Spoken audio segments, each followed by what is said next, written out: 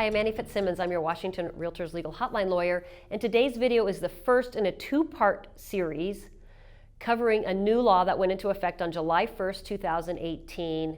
We commonly refer to the new law as WICOWA. That's an acronym, and it stands for the Washington Uniform Common Interest Ownership Act. WICOWA is a law that regulates every residential community created by the recording of a set of CC&Rs after July 1st, 2018.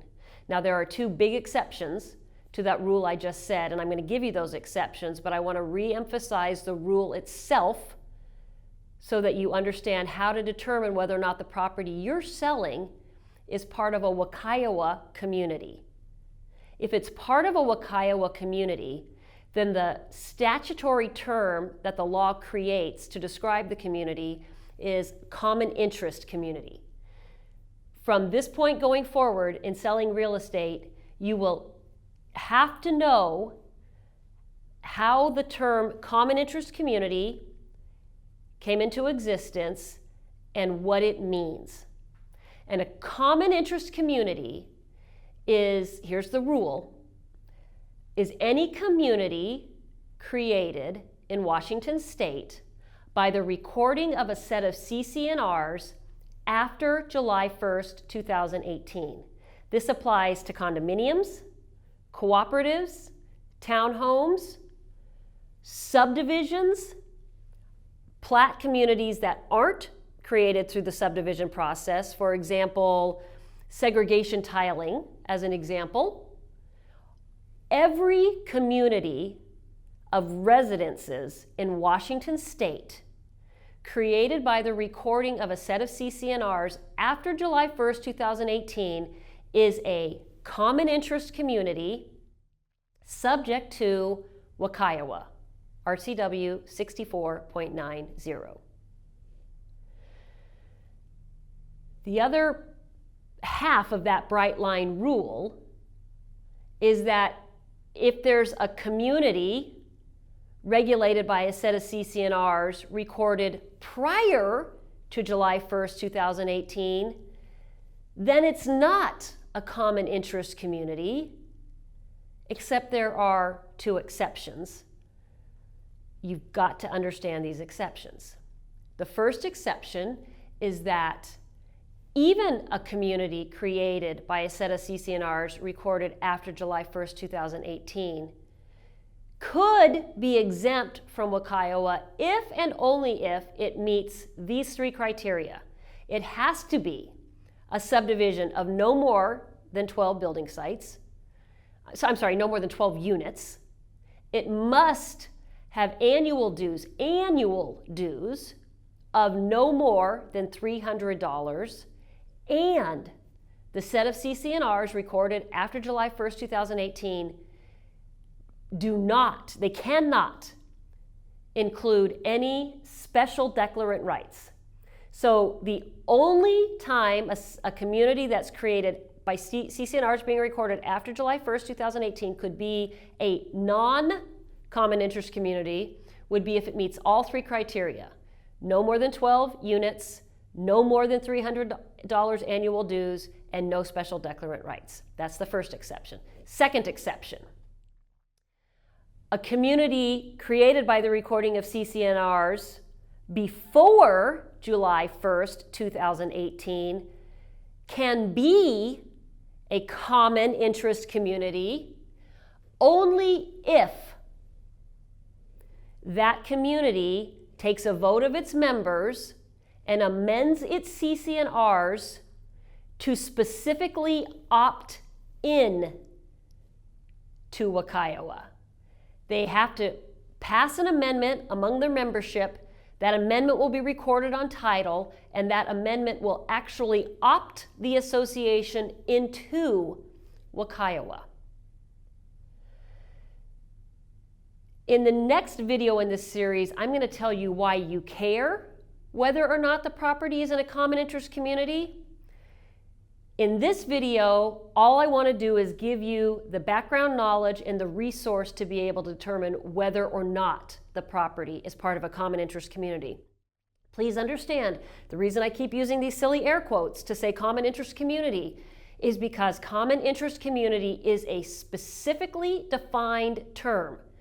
A homeowners association that was created in 1980, unless they opt in, you cannot describe that old association as a common interest community, even though they have interests in common and they're a community. They are not a common interest community because that's a term defined by the new law, and it relates only to the residential units that I described in the rules I already gave you and the exceptions to those rules.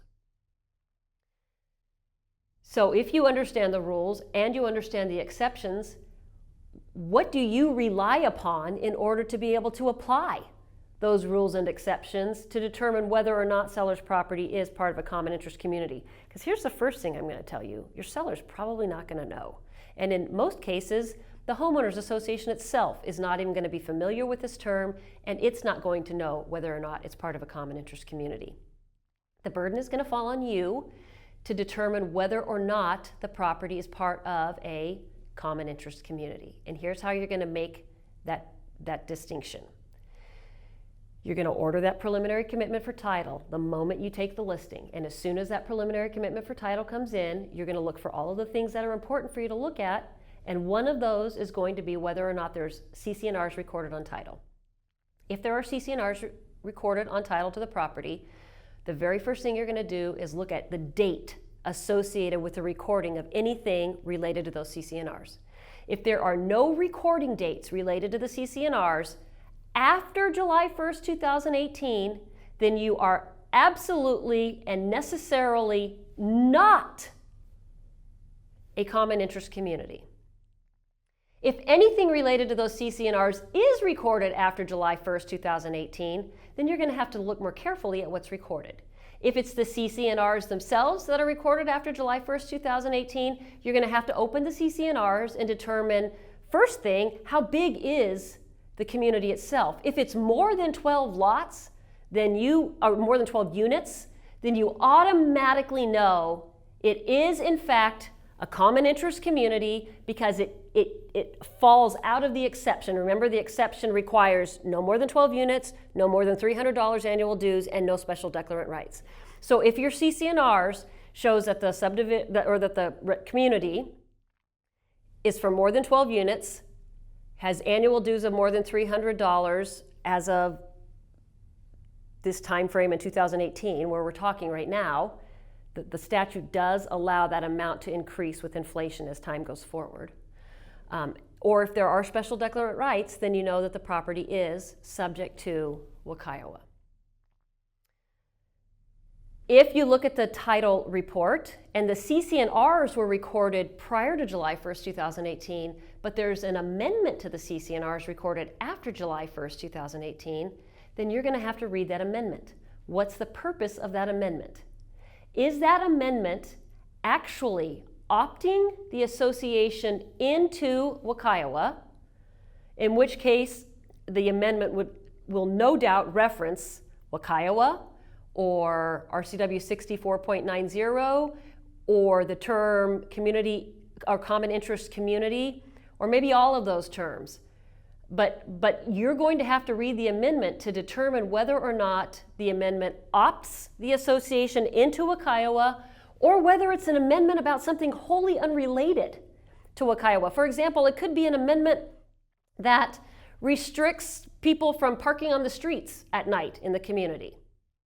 If it's an amendment that has nothing to do with WICOWA, then the association is not a common interest community merely because they've recorded an amendment since July 1st, 2018.